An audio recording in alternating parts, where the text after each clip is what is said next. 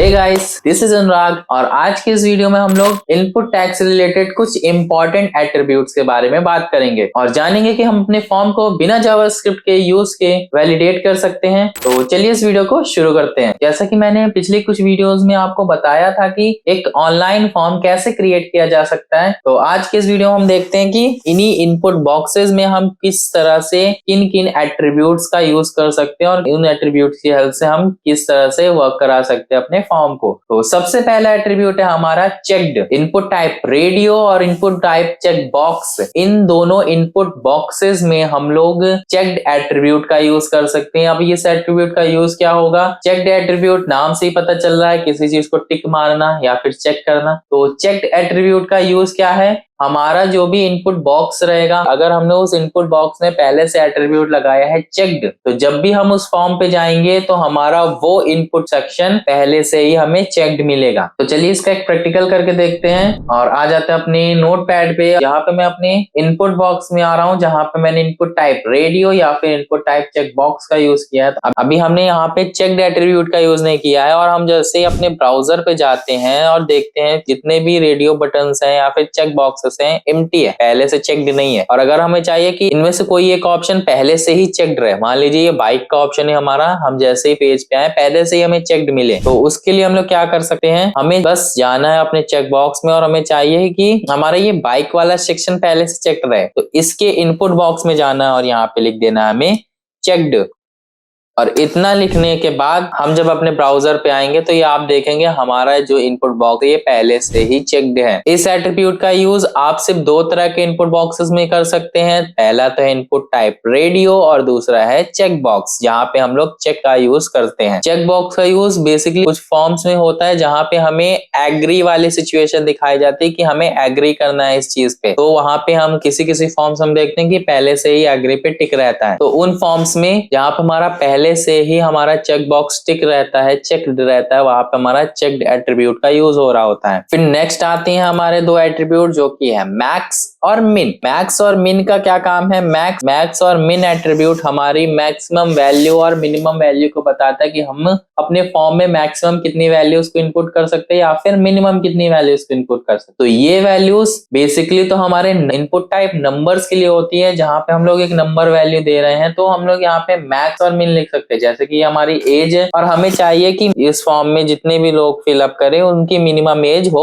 18 और maximum age हम बता देते हैं कि मैक्सिमम एज जो हो उनकी हो 40 एज। हमने इस फॉर्म में क्या किया? हमने यहाँ पे एज के सेक्शन में दे दिया मिनिमम 18 और मैक्सिमम 14। क्यों? क्योंकि हमें चाहिए ये फॉर्म जो भी सिलेक्ट करे वो मिनिमम 18 एज का हो या फिर मैक्सिमम 40 एज का हो। तो अब अगर हम चलते हैं अपने ब्राउजर पे और सेव करेंगे, चलिए हम यहाँ पे अपनी एज यहाँ पे मैं देता हूँ 14 क्योंकि मिनिमम की मैंने ऑप्शन नहीं दिया था। अब इसे सबमिट जब हम करेंगे तो देखिए हमें एक पॉपअप दे रहा है, value must be greater than और इक्वल टू 18, यानी कि हमारी मिनिमम वैल्यू 18 है, इससे कम की एज की हमारा फॉर्म एक्सेप्ट नहीं करेगा। तो मिनिमम और मैक्सिमम का यही यूज है। और मैक्सिमम भी अगर मैं यहाँ पे दे दूं, मैंने 40 दी थी फिलहाल, तो अगर मैं यहाँ पे 41 भी दे दूंगा और यहाँ पे इसे सबमिट करूंगा तो यहाँ पे भी मुझे एक पॉपअप दे देगा कि value must be less than और इक्वल टू 40, क्योंकि हमने मैक्सिमम वैल्यू यहाँ पे 40 ही दी थी। तो मिनिमम और मैक्सिमम एट्रीब्यूट्स का यूज कुछ इस तरह से हम लोग कर सकते हैं। फिर नेक्स्ट आता है हमारा मैक्स लेंथ एट्रीब्यूट। इस एट्रीब्यूट का यूज हम कहीं पे भी कर सकते हैं। इस एट्रीब्यूट का यूज किस लिए होता है? मैक्सिमम लेंथ बताने के लिए हमारे कैरेक्टर्स की, कि हम अपने इनपुट बॉक्स में कितने कैरेक्टर्स इनपुट कर सकते हैं। तो यहाँ पे मैं अपने फर्स्ट नेम में आ रहा हूँ और मैक्स लेंथ एट्रीब्यूट का यूज करूंगा यहाँ पे, और मुझे चाहिए कि मेरा जो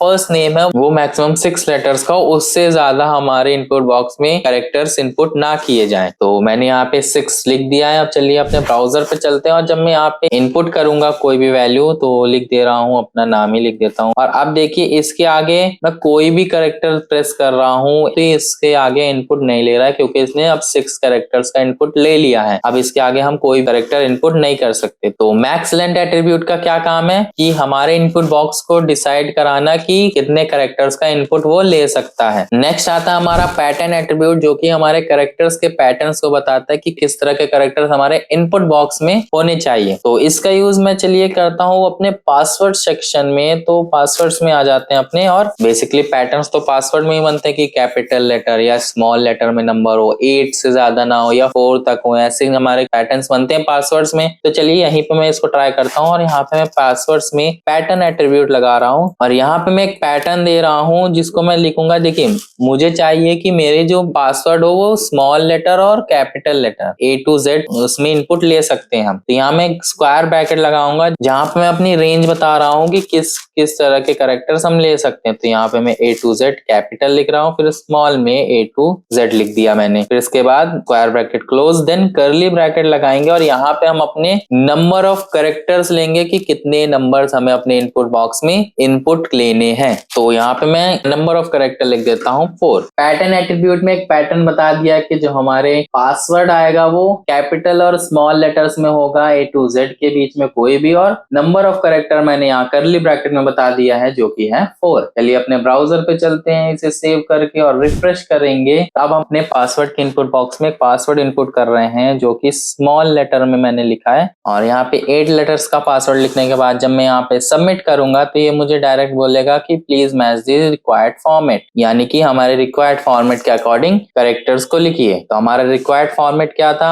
A to Z के बीच का कोई कैरेक्टर, और वो कैरेक्टर हमारे कितने डिजिट के हों, ओनली 4 डिजिट के। तो यहाँ पे मैं 4 डिजिट का एक पासवर्ड लिख दिया है। अब मैं सबमिट करूंगा तो ये देखिए मेरा पेज सबमिट हो चुका है, क्योंकि मैंने उस फॉर्मेट के अकॉर्डिंग ही अपना पासवर्ड इनपुट किया था, उस पैटर्न के अकॉर्डिंग इनपुट किया था। तो इस तरह से आप अपने पासवर्ड में एक पैटर्न दे सकते हैं जिससे आपका पासवर्ड और अच्छे से सिक्योर्ड होगा, आपके इनपुट बॉक्स में अच्छे से पैटर्न्स लिखे जाएंगे। इसके बाद नेक्स्ट एट्रीब्यूट हमारा आता है साइज का। साइज क्या डिफाइन करता है, साइज एट्रीब्यूट की हेल्प से हम अपने इनपुट बॉक्स के साइज को डिफाइन कर सकते हैं। तो यहाँ पे अगर हमें चाहिए साइज हमें देना है, अपने इनपुट बॉक्स का साइज थोड़ा सा छोटा करना है, तो मैं साइज एट्रीब्यूट लगा रहा हूँ और यहाँ पे मैं वैल्यू दे रहा हूँ 10। सेव करेंगे, रिफ्रेश करेंगे अपने क्रोम पे आके। अभी देख रहे हैं मैंने फर्स्ट नेम पे अपने साइज को डिफाइन किया था। अब जब मैं इसे रिफ्रेश करूंगा तो आप देख रहे हैं कि मेरा जो फर्स्ट नेम का इनपुट बॉक्स था उसका साइज छोटा हो चुका है। तो कुछ इस तरह से हम लोग साइज एट्रीब्यूट का यूज कर सकते हैं, या फिर हमने अपने पिछली वीडियो में देखा था कि अपने सिलेक्ट टैग में भी साइज एट्रीब्यूट का यूज कर सकते हैं अपने और भी ऑप्शंस को डिस्प्ले कराने के लिए, विजुअल कराने के लिए। तो नेक्स्ट एट्रीब्यूट हमारा आता है जो कि है वैल्यू एट्रीब्यूट। अब वैल्यू एट्रीब्यूट का यूज क्या होता है, हमारे इनपुट बॉक्स में पहले से ही एक वैल्यू डिफाइन करने का काम करता है हमारा वैल्यू एट्रीब्यूट। जैसे कि यहाँ पे मैंने इनपुट बॉक्स में एक वैल्यू पहले से ही दे दी थी फर्स्ट नेम की, तो यहाँ पे मैं जब अपने ब्राउजर में देखता हूँ तो ये वैल्यू मेरी पहले से लिखी रहती है। बट यहाँ पे एक दिक्कत ये है कि अगर हमें इस इनपुट बॉक्स में कुछ लिखना है तो सबसे पहले तो हमें ये वैल्यू ही हटानी पड़ेगी, देन इसके बाद ही हम लोग कुछ लिख सकते हैं। तो अगर हमें ये चीज यहाँ पे ये झंझट हो गई कि हमें पहले हटाना है देन इसके बाद लिखना है, और आपने बहुत से ऐसे फॉर्म्स में देखा होगा कि वैल्यू तो उसमें दी रहती है बट हम जैसे ही लिखने जाते हैं तो वो वैल्यू हमारी हट जाती है।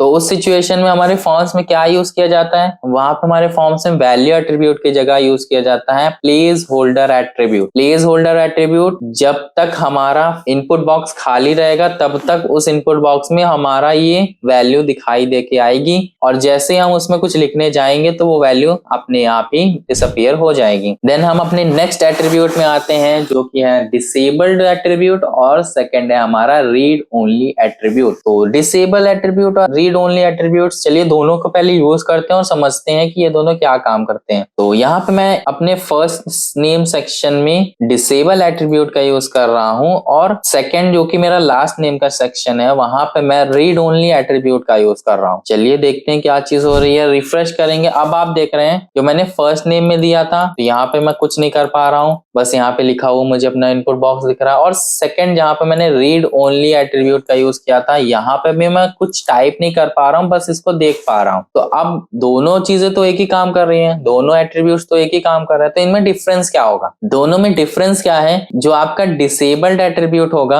आपके फॉर्म टैग में दिएगा किसी भी एलिमेंट को पूरी तरह से डिसेबल्ड कर देगा, और रीड ओनली में क्या होता है, रीड ओनली एट्रीब्यूट हमारे फॉर्म में हर चीज को डिसेबल तो रखेगा बट जब हम हमारा फॉर्म सबमिट होगा तो रीड ओनली में दिए गया जो भी वर्ड है, जो भी सेंटेंस है, वो भी हमारे फॉर्म के साथ सबमिट किया जाएगा। बट यहाँ पे जो हमारा डिसेबल्ड वाला ऑप्शन है, डिसेबल्ड एट्रीब्यूट जहाँ पे लगाए होंगे, वो चीज हमारे फॉर्म के साथ सबमिट नहीं होगी। तो इन दोनों में यही डिफरेंस है कि जब हम फॉर्म सबमिट करेंगे और जहाँ पे हमने रीड ओनली एट्रीब्यूट का यूज किया है वो हमारे फॉर्म के साथ सबमिट होगा, और जहाँ पे हमने डिसेबल्ड यूज किया है वो इनपुट बॉक्स हमारा फॉर्म के साथ सबमिट नहीं होगा। और आज का हमारा लास्ट एट्रीब्यूट है जो कि है रिक्वायर्ड एट्रीब्यूट। इसकी हेल्प से हम बिना जावास्क्रिप्ट के यूज के अपने फॉर्म को वैलिडेट बना सकते हैं। कैसे? रिक्वायर्ड एट्रीब्यूट हमारा काम करता है, हमें जहां पे भी चाहिए कि ऑप्शन हमारा रिक्वायर्ड होना चाहिए, हमें जरूरी है वो ऑप्शन लिखना ही है, तो हम उस इनपुट बॉक्स में रिक्वायर्ड एट्रीब्यूट का यूज कर सकते हैं। यहाँ पे मैं रिक्वायर्ड लिख देता हूँ। फर्स्ट नेम मुझे चाहिए कि मेरे फॉर्म में फर्स्ट नेम और लास्ट नेम दोनों ही रिक्वायर्ड हो, इनको अगर फिल नहीं किया है तो मैंने यहाँ पे फर्स्ट नेम और लास्ट नेम दोनों इनपुट बॉक्सेस में रिक्वायर्ड एट्रीब्यूट लगा दिया है। और अब चलते हैं अपने ब्राउजर पे, रिफ्रेश करते हैं अपने पेज को, और अब देखेंगे मैंने अभी अपने लास्ट नेम, फर्स्ट नेम और लास्ट नेम दोनों ही सेक्शन को फिल अप नहीं किया है। अब चलिए जरा इसे सबमिट करके देखते हैं। तो ये देखिए, ये मुझे डायरेक्ट एक पॉपअप दे रहा है, please fill out this field. तो जब तक मैं इस फील्ड को फिल नहीं करूंगा तब तक मेरा फॉर्म सबमिट ही नहीं होगा। तो चलिए मैं इन दोनों को सबमिट कर दे रहा हूँ। अब देखिए मैंने दोनों सेक्शंस को फिल कर दिया है। अब मैं सबमिट पे क्लिक करूंगा तो मेरा फॉर्म सबमिट हो चुका है। तो इस तरह से हम बिना जावास्क्रिप्ट के यूज के अपने फॉर्म को वैलिडेट बना सकते हैं। यहाँ पे हमने यूज किया है रिक्वायर्ड एट्रीब्यूट। तो आज की वीडियो में बस इतना ही। आई होप आज की वीडियो में मैंने जितने भी एट्रीब्यूट्स का यूज किया है, जितने भी एट्रीब्यूट्स को एक्सप्लेन किया है, वो सभी आपको समझ में आ गए होंगे। आज तक के वीडियो में मैंने जितने भी फॉर्म्स टैग या फिर फॉर्म एलिमेंट के बारे में बताया है, इनकी हेल्प से आप एक बेसिक से एडवांस तक का फॉर्म भी क्रिएट कर सकते हैं। इस वीडियो से रिलेटेड सारी नोट्स मैं डिस्क्रिप्शन बॉक्स में दे दूंगा। सो मिलते हैं नेक्स्ट वीडियो में, तब तक के लिए बाय बाय। कोई भी सपना साकार करने के लिए सबसे जरूरी है सही कोच का होना। चुनिए बघेल इंस्टीट्यूट को और करें अपने skill oriented CS and IT courses का सपना साकार। Download the app now.